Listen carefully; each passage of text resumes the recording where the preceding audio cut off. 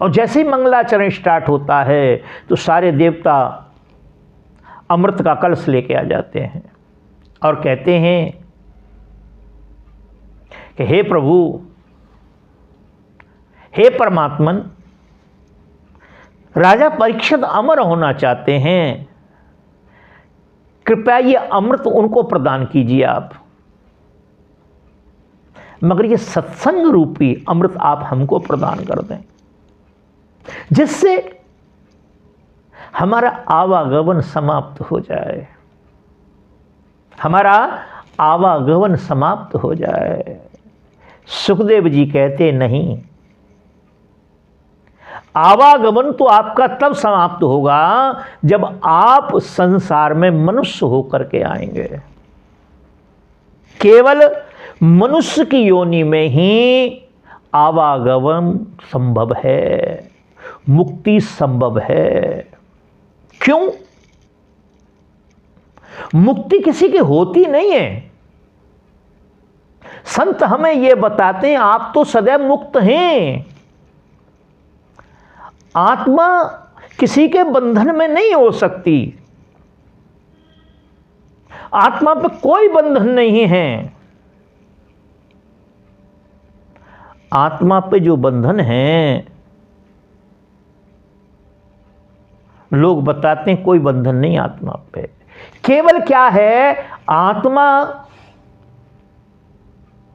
और हमारे अंदर, हमारे माने मन, मैं माने मन, मैं माने बुद्धि, मैं माने चित्त, मैं माने अहम, इनके बीच में एक बारीक पर्दा पड़ा हुआ है अज्ञान का। अज्ञान का पर्दा जो पड़ा हुआ है, वो अज्ञान का पर्दा बारंबार कहता है कि मैं खाता हूं, मैं पीता हूं, मैं हंगता हूं, मैं चलता हूं, मैं फिरता हूं, मेरे दोबारा बच्चे पैदा हुए हैं, मैंने अच्छे बच्चे पैदा कर दिए, मैंने चरित्रवान बच्चों को बना दिया, मैं माता पिता की सेवा करता हूं, मैं राम मंदिर जाता हूं, मैं मस्जिद में जाता हूं, मैं काबा जाता हूं, मैं कश्मीर जाता हूं, मैं दान करता हूं, मैं पुण्य करता हूं। कौन कहता है? ये मन कहता है, मैं कहता हूं। मगर जिसके लिए तू कहा गया है, हमारे यहां आरती आती है, तेरा तुझको अर्पण क्या लागे मेरा। कहते हैं, सुनते हैं सब लोग, मगर ये बात समझ में नहीं आई आज तक किसी के कि तेरा तुझको अर्पण, तेरा क्या है, उस परमेश्वर का क्या है, क्या है परमेश्वर का, हमारे और परमेश्वर के बीच में क्या है। वो जो पर्दा है अज्ञान रूपी, जो मैं करा रहा है, और जब संत की शरण में हम पहुंच जाते हैं तो फिर वहां से चेंज हो जाता है। रोज भजन सुमरण होता है, फिर मैं खत्म हो जाता, तू ही तू शुरू हो जाता है। क्या होता है? तू ही तू शुरू हो जाता है। एक बार ऐसा हुआ, एक राज्य के राजा थे, तो अब बीमार हो गए, बड़े परेशान हो गए और मरणासन स्थिति में पहुंच गए। मरणासन स्थिति में जब पहुंच गए तो मंत्रीगण सारे इकट्ठे हुए और उन्होंने ये आपस में मंथना की कि भाई अगर कोई बात हो गई तो बहुत बड़ी समस्या होगी। क्यों? कि रानी साहिबा भी यहां नहीं हैं, उनकी जो धर्म पत्नी थी वो भी यहां नहीं है। क्यों ना जो महारानी हैं उनको संदेश भेजा जाए, क्योंकि वो अपने मायके में थी।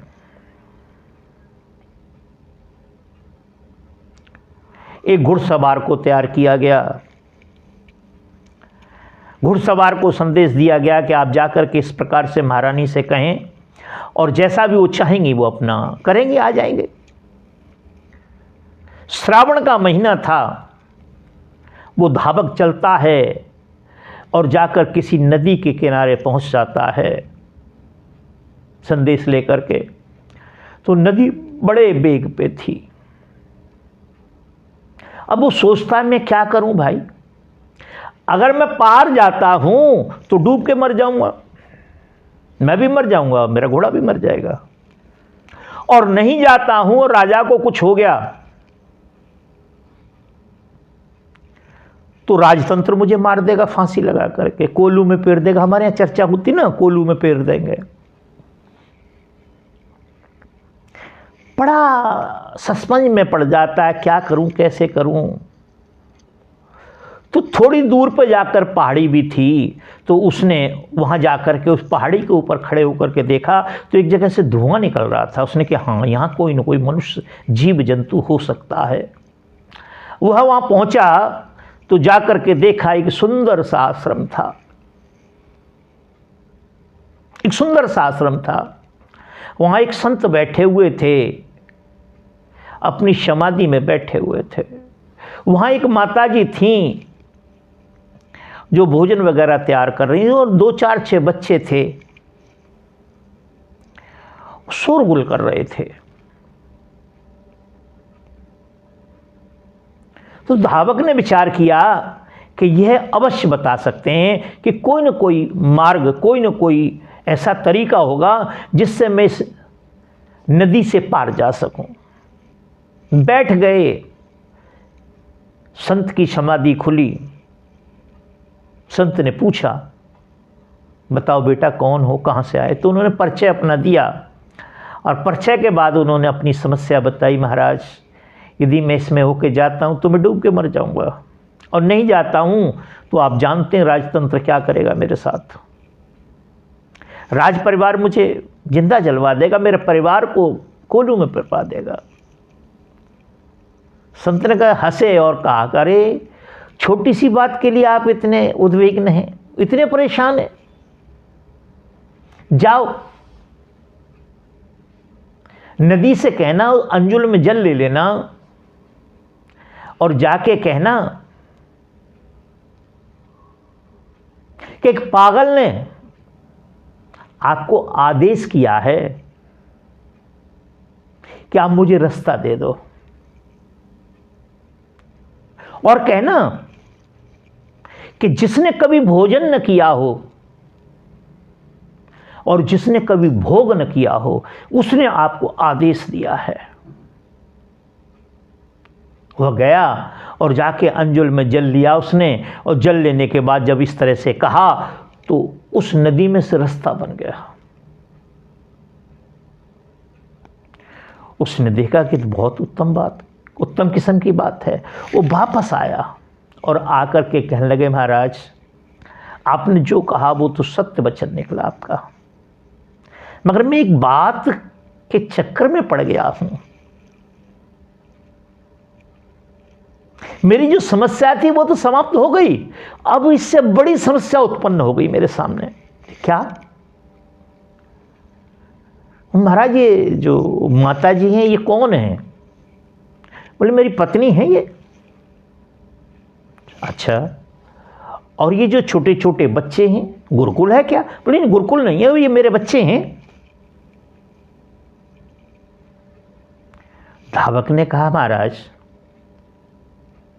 आपने अभी कहा कि जिसने कभी भोग न किया हो, जिसने कभी भोजन न किया हो, क्या बिना भोग के बच्चे हो सकते हैं? उन्होंने कहा हाँ हो सकते हैं। और क्या बिना भोजन का शरीर रह सकता है? उन्होंने कहा रह सकता है। उन्होंने कहा कि मैंने कभी भोग नहीं किया, मेरे शरीर ने भोग किया है, और मैंने अपनी इच्छा से भी कभी भोजन नहीं किया है। सॉरी, मैंने अपनी इच्छा से कभी भोग नहीं किया है। मेरा जो पार्टनर है उसकी संतुष्टि के लिए भोग करता हूं, मैं अपनी इच्छा से नहीं करता। और ना ही मैंने अपनी इच्छा से आज तक ये अपनी इच्छा प्रकट की कि आज ये बना लो वो बना लो। मैं केवल शरीर को चलाने के लिए भोजन करता हूं और पार्टनर की इच्छा के लिए भोग करता हूं। मैंने अपनी इच्छा से नहीं किया, क्योंकि मेरे अंदर इच्छा है नहीं, इच्छा मन के अंदर होती है, और मैं तो मन से लाखों मील दूर हूं। मैं माने आत्मा, मन से परे हूं मैं बुद्धि से परे हूं, चित्त से परे हूं, अहम से परे हूं, संसार से परे हूं। इस बात से हमें संत क्या समझाना चाहते हैं? इस बात से हम ये समझाना चाहते हैं कि हम जब तू ही तू कहने लगेंगे, जब तक मैं कर रहे हैं संसार, मैंने अभी जो कहा कि आप बहुत बड़े प्रतिष्ठावान हैं, सारी बात है।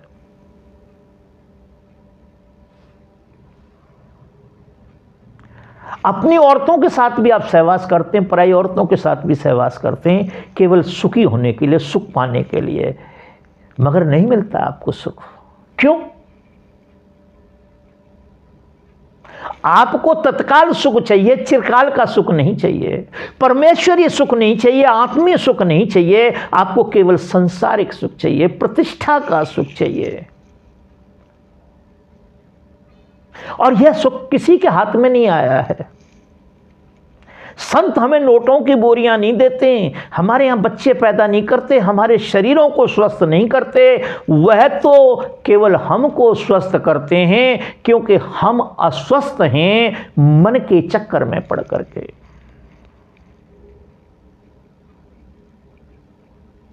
कबीर साहब कहते हैं, मन की बात न मानो साधो, मन की बात न मानो। एक जगह कहते हैं, यह जग रोग यारे काऊ सदगुरु वैद न जाना। सदगुरु जो होते हैं, संत जो होते हैं, वो वैद होते हैं, हमारे रोग को जानते हैं। जानते हैं क्या है, हमको समझाते हैं। जन्म मरण का रोग लगा है तृष्णा रूपी खांसी। ये जन्म मरण का जो रोग है, पुण्यम मरणम पुण्यम जन्नम, पुण्यम मरणम पुण्यम जन्नम, जन्म मरण का रोग लगा है तृष्णा रूपी खांसी, और आवागमन की डोर गले बिच पड़ी काल की फांसी। यह जग रोग यारे काऊ सदगुरु वैद न जाना। कारण संत की शरण में नहीं जाना चाहते हम। संत कड़वा बोलता है, संत अपने से दूर हटाता है, संत सत्य की बात करता है, आपको अपने घर पहुंचाने की बात करता, आपको आपसे मिलाने की बात करता है। वह चमत्कारी बातें नहीं करता है। चमत्कार कोई नहीं होता है, और जो चमत्कार होता है उसे आप मानते नहीं, उसका विश्वास नहीं करते। बारिश के समय बारिश होती है, चमत्कार है। देखो, बर्फ के समय पे बर्फ पड़ती है, क्या कोई फ्रिज है आपके पास जो इतनी बर्फ बना दे? धूप पड़ती है, कोई हीटर है आपके पास इतना बड़ा?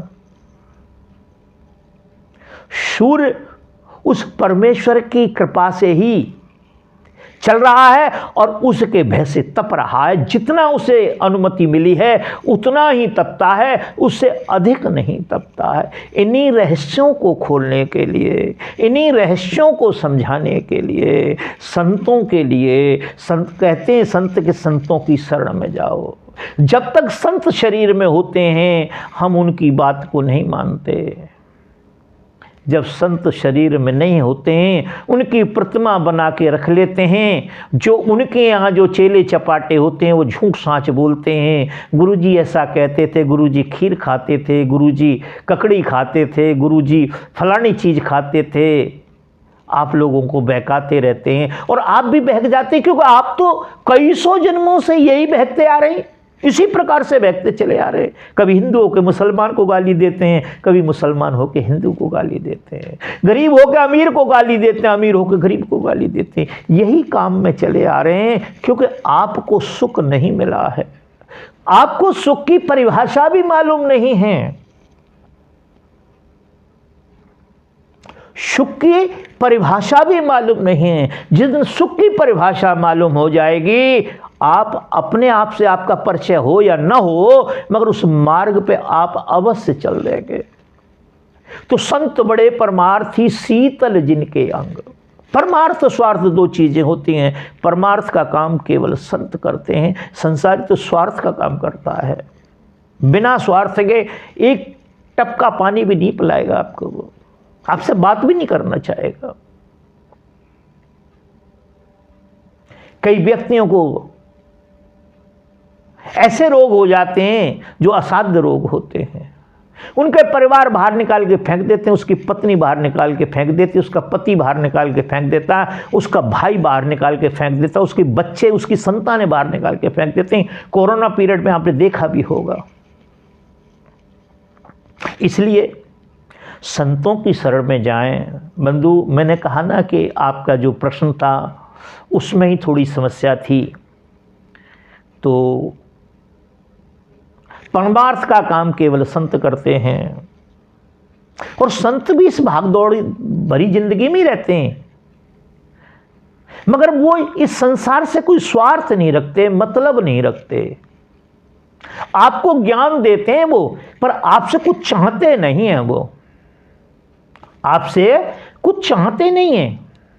वो तो आप अपने धन को शुद्ध करने के लिए कुछ उनके पास ले जाते हैं, मगर आपके पीछे कुछ लोग आते हैं, वो उनको खिला देते हैं, उनको वितरण कर देते हैं, वो कभी अपने पास नहीं रखते।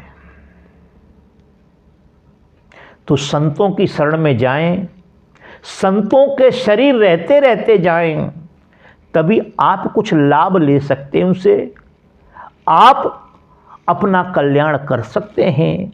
जब संत इस संसार में नहीं रहेंगे, किसी धातु की प्रतिमा बना के रख दी जाएगी तो प्रतिमा कुछ नहीं करेगी, वो अपनी मक्खी नहीं उड़ा पाएगी,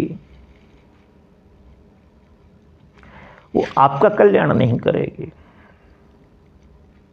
और केवल हमारा कल्याण संत कर सकते हैं, परमात्मा भी नहीं कर सकता। जैसे मैंने कहा भागवत में, पहले मनुष्य का जन्म लेना पड़ेगा, फिर संत की खोज नहीं, संत आपकी खोज कर लेंगे, संत आपको पकड़ के खींच लेंगे। आपका जब समय आ जाएगा तो आप संत की शरण में आ जाएंगे, और जो संत ने कहा है वो उसको आप निश्चित कर देंगे। एक शब्द आगे नहीं, एक शब्द पीछे नहीं करेंगे, आप कुछ नहीं करेंगे। जैसा संत ने कहा है उसमें किंतु परंतु उसमें कोई कुछ नहीं। केवल राजाओं की कहानियां सुना सुना के, आपको भरमा करके, इन पोथियों की चर्चाएं सुना सुना करके, यदि आप ऐसे संत, ऐसे गुरुओं के पास, ऐसे व्यापारियों के पास चल गए तो कृपया मैं तो क्षमा चाहूँगा, हट जाएं वहाँ से। कबीर साहब कहते हैं, इधर से अंधा अवतार उधर से अंधा जाए, अंधे को अंधा मिला मार्ग कौन बताए। शिष्य तो ज्ञान से अंधा होता है, और वो जो गुरु बना बैठा वो भी अंधा, उसके पास भी ज्ञान नहीं है। गुरु और चेला लालची दोनों खेलें दाब, भवसागर में डूबे जो पाथर की नाव। बस जो कुछ कहना था मैंने, आपका जो प्रश्न था, इस थोड़े से समय में इतना ही आपको समझाया जा सकता है। समझ में आ गया हो तो ठीक है, ना समझ में आया हो तो दोबारा प्रश्न करें। मैं अपनी तुच्छ बुद्धि के माध्यम से जो मैंने गुरुओं की शरण में बैठ के जो जाना, वो आपको जनाया है। धन्यवाद।